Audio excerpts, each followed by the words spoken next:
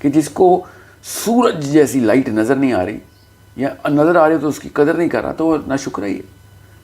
وہ دن کو رات سمجھ رہا ہے بیٹھ کے اور رو رہا ہے بیٹھ کے کہ مجھے کچھ نظر نہیں آ رہا، حالانکہ سورج سامنے چمک رہا ہے اس کے.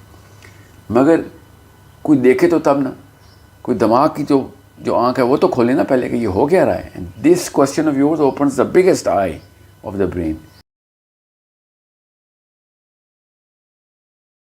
The Quran Allah says that man is thankless.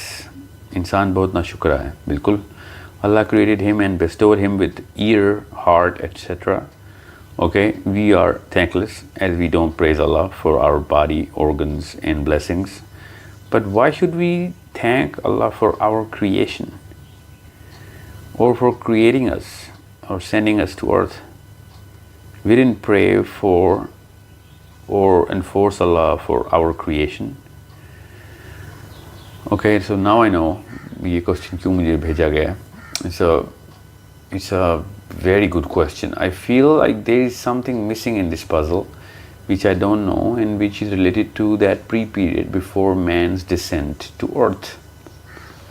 I'm just asking the questions that pop into my mind. I'm not questioning Allah's plan, of course. Jazakallah khair. I get it. It's a great question. And now I know why this question is sent to me on priority. Let me start by telling you that it is us who actually literally claimed that we can bear this responsibility of all of this life. میں آپ کو تھوڑا سا ایک schema بتا دوں کہ اللہ تعالیٰ نے قرآن پاک میں کس طریقے سے پوری کی پوری گرینڈ اسکیم بتائی ہے کلیئرلی انہی الفاظ میں، کہ میں آپ حدیث اور قرآن دونوں ملا کے بتاتا ہوں آپ کو. حدیث یہ ہے کہ جس سے آپ کا یہ پرسپیکٹیو کلیئر ہوگا کہ یہ پورا کیونکہ ایک کوشچن از کور فلاسفی. اس سے زیادہ فلاسفی کا سوال میں نے آج تک نہیں سنا. اتنا زبردست سوال آپ نے پوچھا کہ اس سے آپ کو اسلامک فلسفہ بھی کلیئر ہوگا. And I'm going to give you my opinion, of course. I'm going to tell you where I'm going to quote scholars, and I'm going to tell you where I am going to when I'm constructing my own opinion, so that you can understand that you can challenge this. And this is not the Quran or the Hadith. When I'm going to tell you, it is going to be my opinion. So سب سے پہلے تو یہ concept clear کر لیں کہ یہ سب کچھ ہو کیا رہا ہے، یہ کائنات کے اندر انسانوں کا معاملہ چل کیا رہا ہے. اللہ تعالیٰ نے، اللہ کے نبی علیہ السلام نے ارشاد فرمایا کہ اللہ تعالیٰ نے سب سے پہلے جنت بنائی اور پھر دوزخ بنائی. پھر جو سب سے پہلی کریشن تھی اللہ تعالیٰ کی وہ جبرائیل امین تھے. جبرائیل کو اللہ تعالیٰ نے بنا کے کہا کہ جا کے جنت کو دیکھ کیا. اور میں مفہوم بتا رہا ہوں آف کورس. جبرائیل جنت میں گئے اور پھر اللہ تعالیٰ نے کہا کیا دیکھا، تو اللہ تعالیٰ جبرائیل نے کہا کہ یہ تو ایسی جگہ ہے کہ ادھر کون نہیں آنا چاہے گا. پھر سوائے اس کے کہ اب میں چھوٹا کر دیتا ہوں حدیث کو، کہ جو راستے ہیں اس جنت کے آنے کے، جو ہرڈلز ہیں ادھر پہنچنے کے، اس کے بعد جبرائیل جب اللہ تعالیٰ نے کہا نا کہ وہ ہرڈلز دیکھو، تو اللہ تعالیٰ کو پھر جبرائیل امین نے کہا کہ ادھر کون پہنچ سکتا ہے، پھر یہ تو بہت ہی مشکل ہے، مطلب اتنی ہرڈلز ہیں اس کے اندر. پھر دوزخ کا ٹور کیا تو دوزخ کے ٹور پہ جبرائیل امین نے کہا کہ ادھر کون آنا چاہے گا، no one would want to come here. پھر اللہ تعالیٰ نے کہا اس کے راستے کو دیکھو. تو پھر راستے کی جو لذتیں جو ڈلی ہوئی تھیں، جو عیاشیاں ملتی ہیں، جو آسائشیں اور آسانیاں ملتی ہیں اس کے راستے میں جو پلاٹڈ تھیں، جبرائیل نے کہا کہ ادھر سے کون بچ سکے گا. پھر یہ تو this is too tempting, anyone is going to come in here. Now this is the shortest version of this حدیث. اس میں حدیث تو بہت ہی لمبی ہے، مگر میں آپ کو اس لیے یہ بتا رہا ہوں کہ how and where and what the original picture looks like. اس کی ریزولوشن بہت کلیئر رکھیں. پھر اللہ تعالیٰ نے اب یہ شروع ہو رہا ہے سارا کا سارا معاملہ. اس کا مطلب ہے کہ گرینڈ اسکیما کے اندر یہ گفٹس ہیں. اللہ تعالیٰ جب کہتے ہیں نا فَبِأَيِّ آلَاءِ رَبِّكُمَا تُكَذِّبَانِ، اور اس میں جنت کی تمام تر نعمتیں بتا رہے ہوتے ہیں سورہ رحمان میں، تو سوچیں کہ وہ یہ گرینڈ اسکیما کی پینیکل کیا ہے، اور پھر جنت کے درجات کی الگ الگ کہانی، اور ہر درجے مطلب جو سب سے لویسٹ درجہ ہے اس کو 13 زمینوں جتنی جو ہے وہ غالباً 13 یا 13,000 زمینوں جتنی جو ہے نا وہ ٹیریٹری ارد ملے گی. تو this is something which is you should start with کہ یہ کہانی شروع ایسے ہوئی ہے. پھر اللہ تعالیٰ نے قرآن پاک میں جب سورہ آل عمران میں کہا نا کہ اے بنی آدم یاد کر وہ دن جب ہم نے بنی آدم اور اس کی تمام تر اولاد کو اکٹھا کیا است میں، عالم است میں، اور پھر ان سے وعدہ لیا گیا کہ میں تمہارا ہی معبود ہوں کہ نہیں، تمہیں پتہ چل گیا ہے کہ کیا کہانی ہے. اینڈ دے آل سیڈ کہ یس ہم آپ کی عبادت کا وعدہ کرتے ہیں. یہ قرآن پاک کی آیت کا میں نے آپ کو مفہوم بتایا تاکہ آپ کو پتہ چل جائے کہ قرآن پاک کس طریقے سے یہ بات اس طریقے سے بتاتا ہے کہ فار ایگزامپل میں اور آپ آپس میں بات کر رہے ہیں اس وقت، مجھے تو نہیں یاد وہ دن عالم است کا، تو اللہ تعالیٰ نے کیوں کہا یاد کرو وہ دن کہ جب میں نے بنی آدم اور اس کی ساری اولاد کو اکٹھا کیا تھا. اب علماء کی دو سپلٹ ہیں اس کے اوپر کہ یہ ایک واقعی میں دنیا پہ ہوا ہے واقعہ آدم کے بعد، حضرت نوح سے پہلے اور یا ادریس سے بھی پہلے، اور اس وقت جتنی بھی اولاد تھی سب سے اللہ تعالیٰ نے وعدہ لے لیا تھا کیونکہ بھائی شریعت نے آنا تھا اور شریعت تو نوح علیہ السلام سے شروع ہوئی ہے ساری. تو یہ سارا کا سارا معاملہ اللہ تعالیٰ نے اس وقت وعدہ لیا تھا. دوسرا اسکول آف تھاٹ جو ہے اسکالرس کا وہ کہتا ہے کہ نہیں، یہ کہانی ارواح کی ہے. ایک خاص عالم میں اللہ تعالیٰ نے تمام ارواح کو اکٹھا کیا جو کہ آدم کی اولاد میں سے ہونی ہے، اور ان سب کو کہا کہ یہ ڈیکلریشن کرو. تو یہ ڈیکلریشن کس چیز کی ہو رہی تھی؟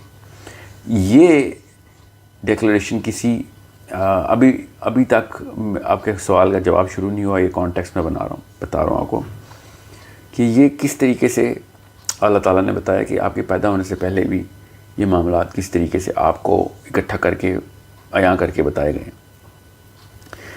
تو پھر بیچ میں ایک پزل کا پیس ہے جو کہ میں اب ڈالوں گا تو آپ کو پکچر کمپلیٹ ہو جائے گی اس کانٹیکسٹ کی. سورہ احزاب میں اللہ تعالیٰ نے کہا نا کہ انا عرضنا الامانۃ علی السماوات والارض والجبال فابین ان یحملنها واشفقن منها وحملها الانسان، کہ جب ہم نے یہ امانت پیش کی، یہ پوری کی پوری جو اسکیما ہے یہ بتائی کائنات کو، انا عرضنا الامانۃ علی السماوات والارض والجبال، آسمان کو جو زمین ہے جس کو ہم زمین کہتے ہیں اس کو، اور پہاڑ کو، مطلب ایک اوور آل ڈیکلریشن دے دی ہے کہ جو بھی چیز ہے سب کو دکھا دی کہ کون ہے کہ جو یہ امانت پوری اٹھا سکتا ہے، یہ امانت اٹھائے گا. ٹھیک ہے. تو اللہ تعالیٰ نے کیا کہا کہ انسان نے کہہ دیا کہ میں اٹھاؤں گا. حمل انسان کہ میں، انسان نے کہا کہ میں اٹھاؤں گا. حمل کا لفظ ہے نا، I'll bear the load, I'll bear the burden of this امانہ. یہ سورہ احزاب کی آیت بہت کلیئر کر کے بتاتی ہے کہ جب ہم نے یہ پریزنٹ کیا کہ کوئی ہے جو اس امانت کو اٹھائے گا، تو انسان نے خود آپٹ کیا کہ I will cross this whole hurdles.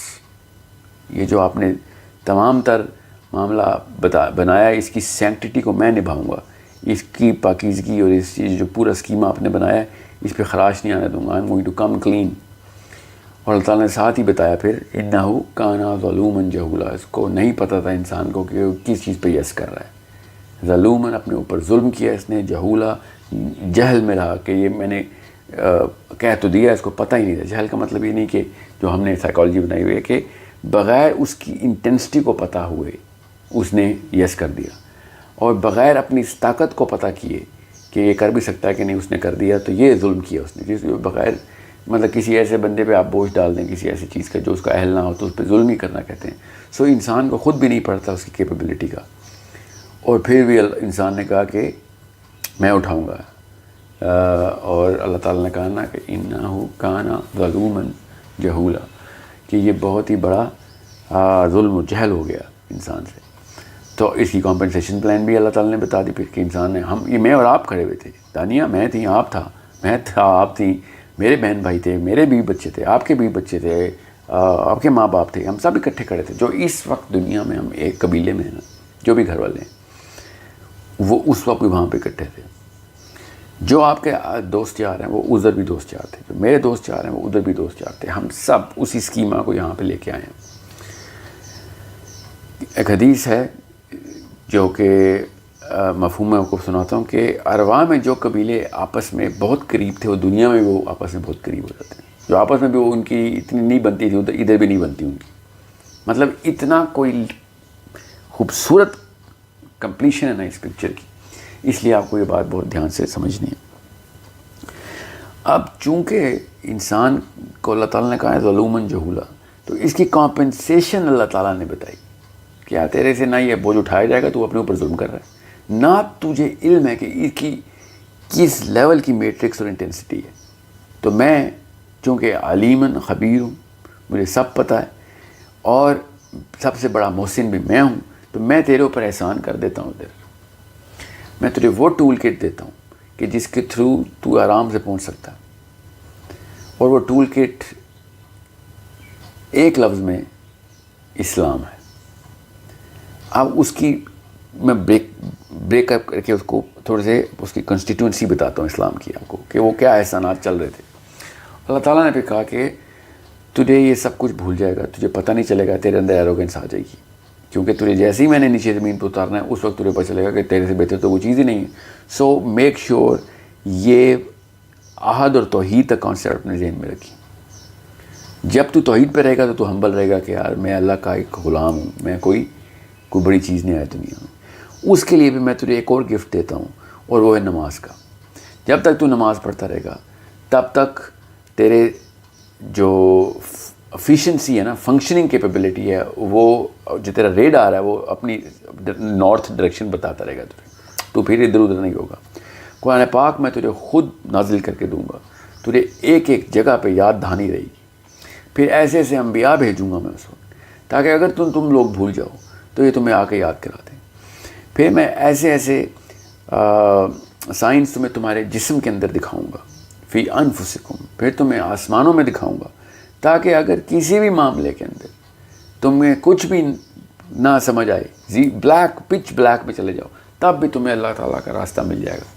اس لیے فکر نہ کرنا, کچھ ایسے کام ہیں جو کبھی بھی نہ کرنا, میں پہنچا دوں گا تمہیں. اور اللہ تعالیٰ نے وہ بتائے پھر کام کیا, شرک کبھی نہ کرنا, طاغوت کبھی نہ کرنا, کفر کبھی نہ کرنا, پھر قتل نہ کرنا.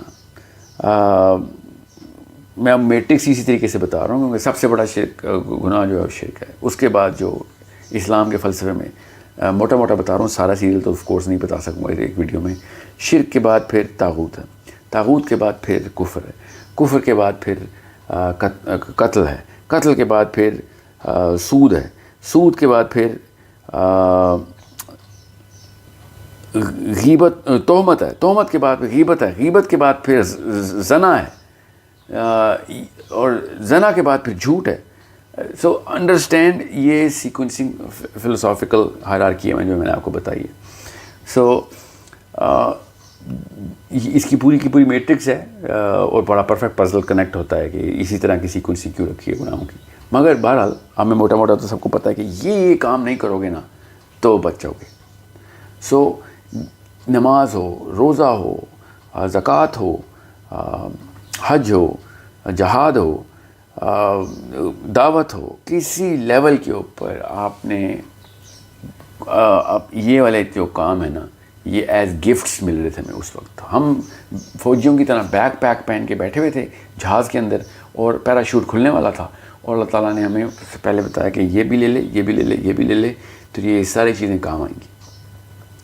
اور بالکل ماں جس طریقے سے لنچ باکس نہیں پیک کرتی اپنے بیٹے کا بیٹی کا جب وہ کسی لمبے سفر پہ جاؤ, بالکل یہ ہمارا لنچ باکس ہے, یہ ہمارا نیپ سیک ہے, یہ ہمارا بیک پیک ہے, یہ ہمارا ٹول کٹ ہے, کہ یہ ایز گفٹس ہمیں مل رہے ہیں. ایک جگہ پہ بھی اللہ تعالیٰ نے پھر ساتھ ہی اللہ تعالیٰ کہ پیسوں کی فکر نہ کری, وہ میں کر دوں گا. وہاں پہ تجھے بہت شیطان آئے گا تجھے بھوک سے ڈرانے, بچے مار دے گا تو اپنی غربت کے در سے اس کو ابورشن کے لیے, سو قتل نہ کر دیں کسی کو, پھر سو آن آل دا کمینڈمنٹس. یہ سارے کے سارے معاملات ہمیں ایز گفٹس مل رہے تھے. اور پھر اللہ تعالیٰ نے ساتھ ہی کہہ دیا کہ کوئی ایسی قوم نہیں جس کو میں کہیں نہ کہیں سے ہدایت خود نہیں پہنچاؤں گا. اب وہ مانے یا نہ مانے ایک الگ کہانی. سو this is something which is the big picture. ادھر جب ہم کھڑے ہوئے تھے نا, میں اور آپ اور ہم سب, تو ہم نے اس وقت نا, this is where my own interpretation is of the whole.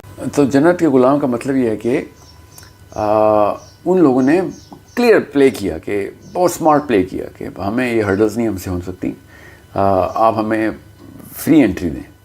تو فری انٹری کا مطلب ہے کہ لوئسٹ رینک بے شک ملے مگر مل جائے. سو لوئسٹ رینک کا مطلب ان ٹرمز آف کمپیریزن میں بتا رہا ہوں, جنت کا غلام کوئی لو رینک نہیں, جنت میں کوئی ہائی لو کیا ہونا, مگر یہ بات کلیئر ہو جاتی ہے کہ these people took the shortcut. یا پھر وہ لوگ جو کہ بالکل ہی اپاہج پیدا ہوتے ہیں, وہ بے شک اللہ تعالیٰ عمر میں ان کے اوپر امتحان ہی نہیں. اب وہی بات ہے کہ اسے صاف سمجھ آتی ہے کہ میرے ہاتھوں کا امتحان ہے, ہاتھوں کا سوال ہوگا, یہ بھی حدیث ہے. ہاتھ خود بولیں گے, اللہ تعالیٰ نے قیامت کے پورے نقشے بتائے, ہاتھ خود بول رہے ہوں گے میں کیا کیا کرواتا رہے مجھ سے. ٹانگیں بولیں گی, پیر بولیں گے, آنکھیں بولیں گی, ایک ایک جسم کا عضو بولے گا. تو جس کو یہ عضو نہیں مل رہے وہ ان ٹیسٹ سے معاف ہو رہا ہے. So understand how complete this whole picture is. Now جس بندے کو یہ لگ رہا ہے نا کہ اللہ تعالیٰ نے کان اور آنکھ دی ہے تو اللہ تعالیٰ کہہ رہے ہیں اس کا شکر کیوں نہیں ادا کرتے, یہ تو 1% بھی نہیں ہے. اگر یہی بات ہوتی تو پھر اللہ تعالیٰ نے کوئی ظلم تھوڑی کیا جن کو اندھا پیدا کیا. اللہ تعالیٰ نے یہ تو ایک چھوٹی نعمت ہے, سب سے بڑی نعمت تو اسلام کی نعمت ہے, ہدایت کی نعمت ہے, جس نے سارے ہرڈلز پار کروانے ہیں. جس کو آنکھ مل گئی ہے 30 سال 40 سال 50 سال کا مر گیا, 8 سال کا مر گیا, 15 سال کا مر گیا, وہ آنکھ کا کیا کرنا ہے ہم نے. If he dies on the falsehood, on taghut, on shirk, on kufr, or the bigger sins, then that's a problem. The real problem is not about کہ کس بندے کو کیا ملا. The real problem is کس بندے کو نے کیا کیا, جو کچھ بھی اس کو ملا تھا. So it is such a beautiful question that you asked. I hope this is something which is going to give you a perspective. ظاہر ہے میں اس کے اوپر ساری قرآن کی آیتوں ساری حدیث سے شروع کروں تو یو نو کہ پھر بات اتنی تفصیل میں چلی جائے گی کہ یہ کانسیپٹ اٹ سیلف ہی میں بھی تھوڑا سا حیران ہوں کہ یہ سوال مجھے دیا گیا ہے. ایون تو میری ٹیم ایک سپر فلٹر لگاتی ہے کہ سر وہ والے سوال کے جواب ہی نہیں دینے جو اور زیادہ کنفیوز کر سکتے ہیں کسی کو. One are regular people who are into کہ کس طریقے سے بس نمازوں کی بات ہو یا روزے کی بات ہو یا احسان کی بات کی جائے, یہ ٹیکنیکل باتیں نہ کی جائیں. تو ٹیکنیکلی ہوپ فلی وہ والے لوگ تو اس ویڈیو کو پورا دیکھیں گے بھی نہیں, اس لیے تھوڑا سا ایکسٹینڈ بھی کر دی ہم نے ویڈیو. مگر جو بندے واقعی سوچنا چاہتے ہیں ان کو پتہ ہو کہ اللہ تعالیٰ نے جب کہتے ہیں کہ نا شکرہ ہے تو اللہ تعالیٰ کس چیز کی نا شکرے کی بات کر رہے ہوتے ہیں کہ اتنا بڑا آپ کو ایک بیگ میں گفٹ ڈال کے دیے تھے اور نشانیوں پہ نشانیاں دکھا دی, اور اللہ تعالیٰ کہتے ہیں کہ شکر کیوں نہیں کرتا. تو یہ میں نے اب تو ہم جیسے بندے جو قرآن کے بعد کے دور میں پیدا ہوئے اور ایسے دور میں پیدا ہوئے نالج کی کثرت ہے, وہ تو شکر سے ایک ایک سیکنڈ ہی کانشیسنیس میں ہوں, ایک ایک سیکنڈ کی ہم کس طرف بڑھ رہے ہیں اور اللہ تعالیٰ کیا کیا دکھائی جا رہے ہیں ہمیں بار بار. سو دا بگر رسپانسبلٹی اب کرنا کیا اس کے ساتھ وہ کسی اور دن کا کوئی اور سیشن ہے. مگر دا ریئل کوشچن از نا شکرہ کیسے ہو رہے ہیں ہم, وہ آپ کو ہوپ فلی سمجھ آ گئی ہوگی کہ جس کو سورج جیسی لائٹ نظر نہیں آ رہی یا نظر آ رہی تو اس کی قدر نہیں کر رہا تو وہ نا شکر ہی ہے. وہ دن کو رات سمجھ رہا ہے بیٹھ کے اور رو رہا ہے بیٹھ کے کہ مجھے کچھ نظر نہیں آ رہا, حالانکہ سورج سامنے چمک رہا ہے اس کے. مگر کوئی دیکھے تو تب نا, کوئی دماغ کی جو آنکھ ہے وہ تو کھولے نا پہلے کہ یہ ہو کیا رہا ہے. This question of yours opens the biggest I of the brain of the mind کہ یہ اللہ تعالیٰ نے یہ نا شکرہ کیسے کہہ دیا. چونکہ اللہ تعالیٰ نے یہ ٹیسٹ دیا تھا غیب کے لیے, غیب کے اوپر, یہ یاد رکھیے گا. اس لیے جب بھی ہم ماں کے پیٹ میں ہوتے ہیں تو یہ سارا کے سارے گفٹس کی جو میموری ہے نا, یہ ارواح کی میموری, پری لائف کی میموری, یہ وائٹ واش ہو چکی ہوتی ہے تاکہ یہ سارا چیز غیب میں رہے. اگر اللہ تعالیٰ یہ غیب کے فلسفے کے اوپر نہ رکھتے تو ہمیں وہ پرانی باتیں بھی یاد ہوتی, پھر ہم کسی اور طریقے سے شاید دنیا میں آتے. مگر غیب کے کانسیپٹ کے لیے یہ ساری میموری زیرو کر کے خود بتایا کہ سوچتے کیوں نہیں ہو, عقل کیوں نہیں کرتے ہو. ان آیتوں کے مطلب تب سمجھ آئیں گے آپ کو کہ اللہ تعالیٰ کیوں کہہ رہے ہیں کہ سوچو تو صحیح, تمہیں ساری چیزیں دکھا دی گئی. مطلب میں آپ کو ایک کمرے میں ڈال دوں اور کہوں کمرے سے باہر آؤ اور سارے باہر آنے کے کلوز کمرے کے اندر رکھے ہوئے ہوں اور لائٹیں آن کر کے رکھی ہوئی ہوں کلوز کے اوپر, بلب چل رہے ہوں کہ یہاں پہ بھی کلو ہے, یہاں پہ بھی کلو ہے, ٹھیک ہے. اور پھر 1,24,000 بندے اس کمرے سے گزاروں کہ وہ تمہیں بتائیں کہ یہ لوگ یہ کلو کو ایسے پڑھنا ہے, اس کو ایسے پڑھنا ہے, اور آخری نبی آ کے کتاب پکی اندر رکھ جائے کہ ہر کلو کی ہر ڈیفینیشن تمہیں دے رہا ہوں. اب بھی کمرے سے باہر نہ آئیں تو ایک الگ کہانی ہے، مگر کمرے کے اندر بیٹھ کے ناشکرے ہو جائیں تو پھر وہ والی کہانی ہے جو آپ کے سوال آپ کے دماغ میں اس وقت آ رہی ہے کہ اللہ اس کو ناشکرہ کیوں کہہ رہے ہیں. یہ اتنی یہ کلو کا لفظ میں نے کیوں بولا کیونکہ اللہ نے غیب میں کر دیا، ورنہ یہ کلو کا لفظ میں بولتا پھر تو اللہ تعالیٰ نے سورہ بقرہ میں کہا نا کہ یہ کیا چاہتے ہیں کہ اللہ تعالیٰ فرشتوں کے پر لگا کے بادلوں پہ آ کے بیٹھ جائے اور یہ اللہ کو دیکھ کے پھر کہیں کہ ہاں مانتے ہیں.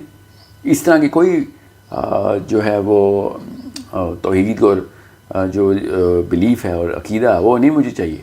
مجھے تو میرا تو گرینڈ اسکیما پہلے سے میں نے بتایا تھا، تم لوگ اٹھ کے آئے تھے کہ ہم ہاں اس کے اوپر مانیں گے. اب آپ کو اللہ تعالیٰ کی ان غصے والی آیتوں کا بھی جو ہے نا وہ ٹیمپرامنٹ سمجھ آئے گا کہ جب اللہ تعالیٰ کہہ رہے ہیں کہ یہ تم نے کہ اس شخص کو دیکھا ہے ارائیت الذی یکذب بالدین. اب سوچیں کس ٹون میں یہ آیت کی گئی ہے. یہ ایسے عربی سمجھ سکتے ہیں کہ کیا تو نے اس شخص کو دیکھا ہے جو روز جزا کو جھٹلا رہا ہے، مطلب دیکھ کے آ رہا ہے اور پھر بھی جھٹلا رہا ہے اور تضحیق کر رہا ہے اوپر سے. سو دس از the simplest way I can actually explain it to you without going in the kind of detail جس کی وجہ سے اور باقی کے لوگ اور کنفیوز ہو جائیں کہ یہ کیا آپ نے کہانی سنا دی. میں آپ کو ریفرنسز بتا دوں، سورہ احزاب کا آخری رکوع پڑھ لیں، میں نے وہاں سے پڑھا ہے. بخاری کی میں نے 2 حدیثیں سنائی ہیں آپ کو، سورہ آل عمران کی آیت ہے وہ میں نے آپ کو بتائی ہے. سو یہ بڑی کلیئر کر کے، اور ان کی جس مرضی عالم کی تفسیر پڑھ لیں آپ. وہ 2 الگ الگ کیٹیگریز کے علماء ہیں جو عالم است کے اوپر سپلٹ ہوئے ہیں کہ ارواح میں ہوا تھا یا دنیا میں ہوا تھا. باقی کی کسی بھی کیٹیگری کے اوپر علماء کرام کی کہیں پہ بھی سپلٹ نہیں ہے جو میں نے آپ کو بتائی. ہاں یہ جو کون سے درجے کے اوپر پھر بچوں کے ساتھ کیا ہو رہا ہے یہ سارے کے سارے میری اپنی آراء ہیں. It just falls right in my mind کہ یہ ہو کیا رہا ہے، تو اس کو سوچتے وقت سمجھ آ جاتی ہے کہ حدیث بتاتی ہے بچے جنت غلام ہیں وہاں پہ، اور یہاں پہ ان کا کوئی ٹیسٹ ہی نہیں ہو رہا. اور ہم لوگ سوچتے ہیں کتنا ظلم ہو رہا ہے، سونامی میں بچے مر گئے، لوگوں کی کلیمٹیز ہو رہی ہیں، بچوں کو کیا قصور تھا وہ مر گئے. یہ عجیب سی بات ہے کہ جو ان کو سمجھ نہیں آ رہی. دنیا میں خود ہر وقت ڈپریس رہتے ہو، ایک بچہ آ کے دنیا سے واپس جا رہا ہے اور سب نے مرنا ہی مرنا ہے، سب نے مرنا ہی مرنا ہے. اس کے باوجود بھی دنیا میں اس بچے کو کہی جا رہے ہو کہ نہیں تو بھی ہماری پینفل جرنی سے گزر، اللہ تعالیٰ تو کتنا ظالم ہے، تو نے اس کو پین کیوں نہیں دیا.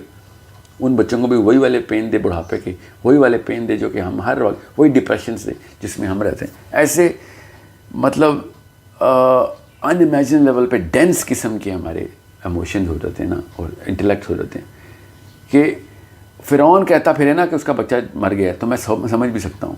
مسلمان کہنا شروع کر دینا کہ اللہ تو نے بچے کو اس کو اٹھا لیا، یہ کیا ظالم قسم کا تو رب ہے، نعوذ باللہ. تو مجھے سمجھ نہیں آتی کہ غریب کا بندہ کیسے باتیں کرتا ہے ایسی. یہ ایک لاچاری کا جس کو احساس ہو چکا ہو وہ ایسی باتیں کیسے کرتا ہے، جس کو دنیا کی تنگی کا احساس ہو چکا ہو وہ ایسی باتیں کیسے کرتا ہے. ہم تو ہر بات کے اوپر اللہ تعالیٰ کا شکر ادا کریں.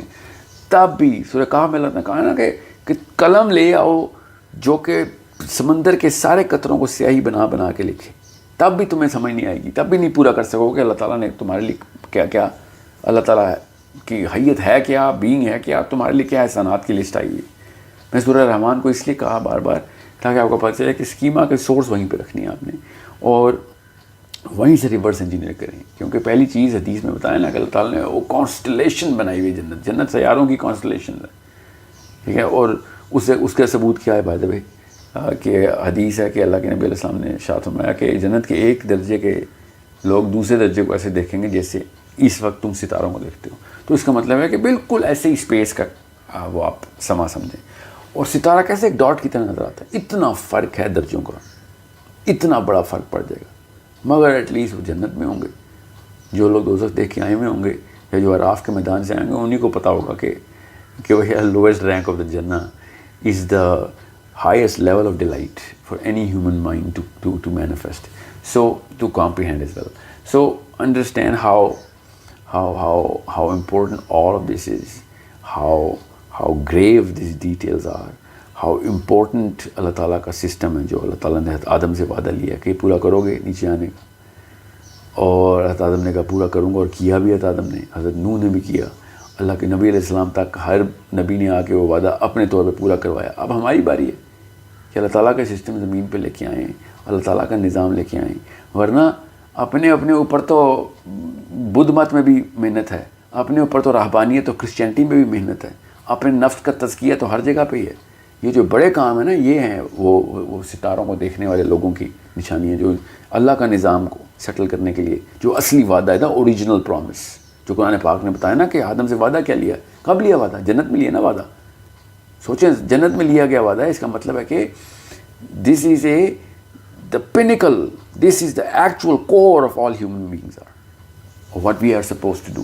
اس کو پھر وعدے کی میں نے آپ کو پھر یہ پوری کی پوری لسٹ آف گناہ، اس کی کوارنٹین میتھڈالوجی بتائی ہے چھوٹی کر کے، so that you will understand how to actually place yourself, and then you will understand کہ میں نے as a woman, as a man, as a girl, as a boy, as a father, as a husband, as a wife, as a mother, as a son, as a daughter, place کیسے کرنا ہے میں نے اس پورے کے پورے system کو. اگر آپ کو یہ فلسفہ ہی نہیں پتا ہوگا تو آپ کیسے پلیس کریں گے آپ؟ سو دس از the best question ever that I've ever answered, because it opens the core, the first door. پیچھے سے پچھلا دروازہ کھلتا ہے کہ شروع کہاں سے ہوئی ہے کہانی اور کرنا کیا ہم نے آگے آگے. اور جب یہی نہیں پتا کہاں سے آئے ہیں تو یہ کیسے پتہ چلے گا کہ جا کہاں رہے ہیں. Okay, so thank you for such a question, thank you for such a inquisitive mind. I hope and I wish you take more responsibility of other girls around you and other people around you, and make them think and try and propagate the very core کہ یہ ساری قرآن پاک میں اور حدیث میں یہ باتیں سب کلیئرلی بلیک اینڈ وائٹ میں بتائی ہوئی ہیں، اور پھر بھی ہم نہیں دیکھتے، بس اسی کمرے میں بیٹھے ہوئے ہیں اور بلب جل رہے ہیں، بتیاں جل رہی ہیں اور ہارن اور سائرن بج رہے ہیں، مگر ہم نے ان کلوز کو دیکھنا نہیں کہ جو اللہ تعالیٰ نے دیے ہوئے. تو پھر یہ پھر نہ شکراپن نہیں ہے تو اور کیا ہے. دس از the definition of ungratefulness. I think we should title this video definition of ungratefulness, because this is the actual core of ungratefulness. Anything else is just details. This is the core of ungratefulness کہ اگر انسان کو یہی نہ پتا ہو اور وہ پھر دنیا سے اللہ کو دیکھ رہا ہو rather than یہ ارواح سے اور اس سے دنیا کو دیکھ رہا ہو. ٹھیک ہے، سو اللہ کی نگاہ سے دیکھیں. اللہ نے بتا دیا کہ اللہ کیسے دیکھتے ہیں سارے معاملے کو، قرآن پاک میں بتایا. ٹھیک ہے، اِنَّا عَرَضْنَا الْأَمَانَةَ عَلَى السَّمَاوَاتِ وَالْأَرْضِ وَالْجِبَالِ فَأَبَيْنَ أَن يَحْمِلْنَهَا وَأَشْفَقْنَ مِنْهَا وَحَمَلَهَا الْإِنسَانُ إِنَّهُ كَانَ ظَلُومًا جَهُولًا. So I hope this clarifies the actual question you asked. I hope I have a tendency to actually slip away from the questions. So thank you again, and keep commenting, keep asking questions.